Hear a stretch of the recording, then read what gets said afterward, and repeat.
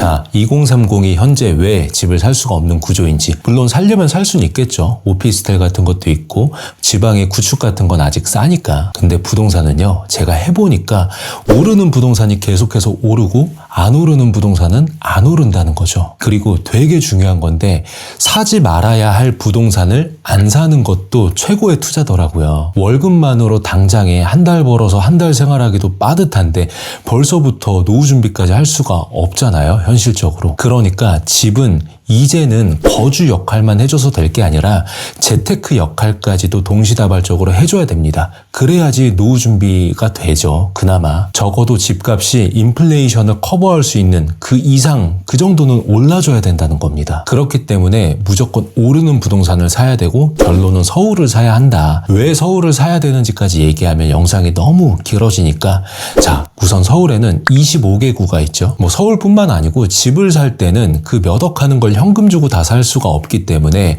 무조건 레버리지라는 걸 활용할 수밖에 없는데, 부동산에서는 그 레버리지가 크게 보면 두 가지가 있습니다.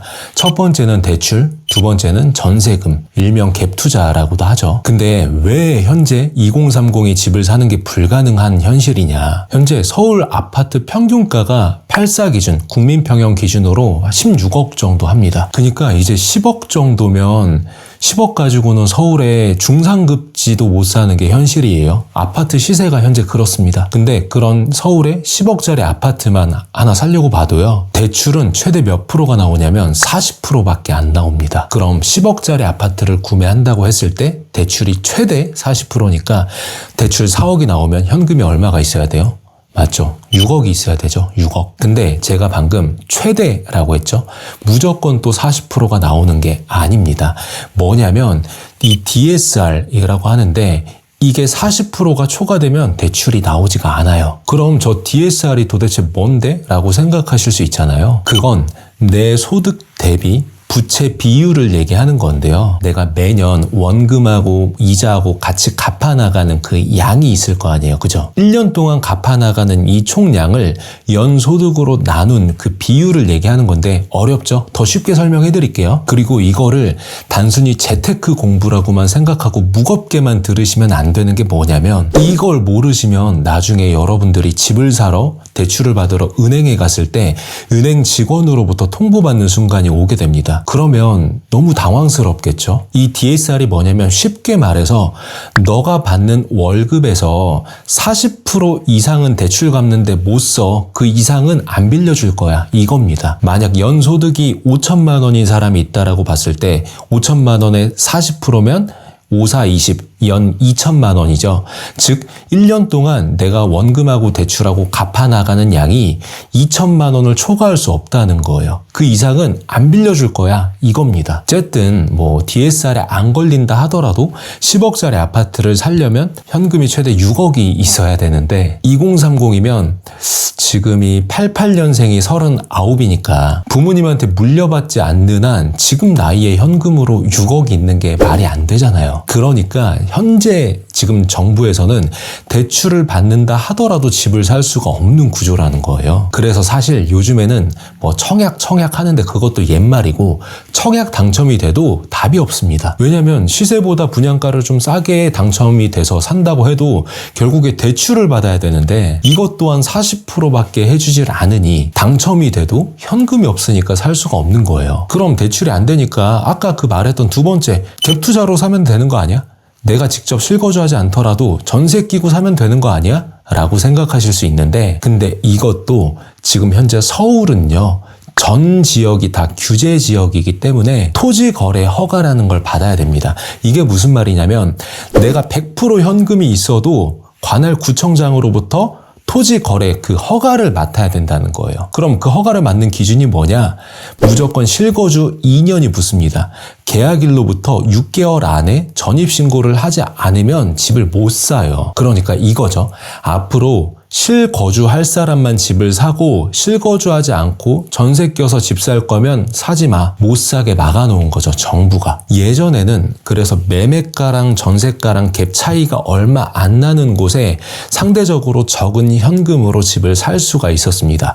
예를 들면 매매가가 5억인데 전세가 4억이라고 한다면 내 돈은 1억만 있으면 되는 거잖아요. 그런 투자가 지금 안 된다는 거예요. 그럼 자, 보세요. 현재 집을 살 수 있는 방법이 있나요? 현금 부자가 아닌 이상 이제는 집을 살 수 없는 구조로 향해 가고 있는데, 심지어 최근엔 여러분들도 뉴스 기사 보셨을 수도 있어요. 전세 제도라는 건 우리나라밖에 없다. 그래서 이거를 앞으로 폐지하는 방안을 검토해 보겠다. 즉, 전세가 없어지면 어떻게 되겠어요? 집을 사야 되는데 집을 살 수도 없는 구조죠. 근데 사람들이 거주는 해결해야 되잖아요. 그러니까 다들 뭐로 가겠어요? 월세로 가겠죠.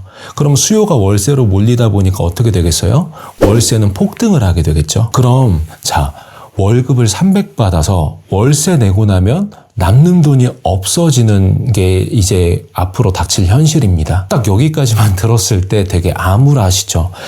얘기가 좀 무겁긴 하지만 그럼 어쩌라는 거냐? 방법이 없냐라고 생각하실 수 있는데, 자, 만약 여러분들 10년 전으로 타임머신을 타고 돌아갈 수 있다고 볼게요. 그러면 그때 집 사놓으실 거예요? 아니면 안 사놓으실 거예요? 참고로 지금 15억 정도 하는 집이 그 당시에는 5억, 6억 정도밖에 하지 않았습니다. 그리고 대출도 현재는 40%밖에 안 나오지만 10년 전만 해도요, 대출이 80% 그 이상까지도 나왔습니다. 그러면 당연히 영끌에서라도 그 당시로 돌아간다면 집을 사는 선택을 하겠죠. 근데 뭐 과거를 돌아보면서 뭐 후회해봐야 뭐 하겠어요. 이제 와서 방법이 뭐냐 이거죠. 현 시대에서는요, 현실적으로 딱 봤을 때 방법이 두 가지밖에 없습니다. 대안이 두 가지밖에 없어요. 첫째, 서울 아파트는 이미 너무 오를 대로 올라버렸고 이 실투자금 자체도 많이 들어가니까 진입장벽이 높죠. 그러니까 이미 늦었으니 서울에 아파트가 될 곳을 선점해 놓는다. 서울의 아파트가 될 자리에 그런 재개발 목적의 빌라는요, 서울이긴 하지만 아직까지는 전세를 끼고 투자하는 그 갭 투자가 가능하거든요. 빌라는 실거주 의무가 없기 때문에 토지거래 허가 대상이 아니어서 갭 투자가 아직까지는 가능하다는 겁니다. 그러니까 아직까지는 기회가 남아있다는 거예요. 그리고 둘째, 서울의 아파트가 될 지역에 자리를 사놓는데 필요한 돈을 빠르게 벌고 모은다. 즉, 당장에 내 실력을 쌓고 돈을 많이 벌어서 선점해 놓지 않으면 서울에 집을 사는 건 이제는 영영 불가능해진다는 겁니다. 저는 그래서 제 지점원 분들에게 평생 영업만 하라고 강조하지 않아요. 그런 비전을 제시하지도 않습니다. 뭐라고 얘기하냐면, 본인의 인생을 살아가는 데 있어서 이 직업이라는 건 수단이 되어야지 이 직업이 전부가 되면 안 된다라는 얘기를 하거든요. 영업도요, 솔직히 뭐 영업이 재밌어 보여서 즐거워 보여서 시작하는 게 아니라 그냥 내가 목표한 내 인생을 살아가기 위해서 필요한 돈을 빠르게 벌 수 있는 수단 중에 영업직이라는 선택지가 있고 보다 높은 확률이기 때문에 영업직을 시작을 하는 겁니다. 저는 그랬습니다. 영업을 하다 보면 배우는 것들도 많고 장점이 많죠. 근데 단순히 재미있어서 시작하기에는 그렇게 또 쉽게 돈 버는 일은 아니거든요. 방금도 얘기했다시피, 그리고 영업을 하다 보면 돈만 많이 버는 걸 떠나 영업을 하면서 수많은 사람들을 만나다 보니까 그 안에서 사람을 배워가고 인생을 배워가면서 보다 나은 내가 되어가는 그런 모습들을 스스로 느끼면서 성취감 또한 얻어가는 거죠. 자본주의에서 영업을 무조건 배워둬야 되는 그런 이유는 사실 나열하면 수백 가지가 있겠지만 거두절미하고, 지금 2030이 마주하는 현실에 대해서 조금 적나라하게 현실적인 부분에 대한 얘기를 좀 드리고 싶었고, 현재를 잘 살아가기 위한 수많은 방법 중에 이 영업이라는 건 필수 불가결한 일이다 라는 걸 꼭 얘기해드리고 싶었습니다. 자, 정리하면 내가 받는 월급으로는 한계가 있기 때문에 이제 이 부동산, 집이라는 건 단순 거주 역할뿐만 아니라 재테크 역할까지, 인플레이션을 커버해 줄 수 있을 정도의 재테크 역할까지도 반드시 해줘야 되는데, 그 재테크의 역할을 할 수 있는 건 서울의 집이다, 서울의 아파트다.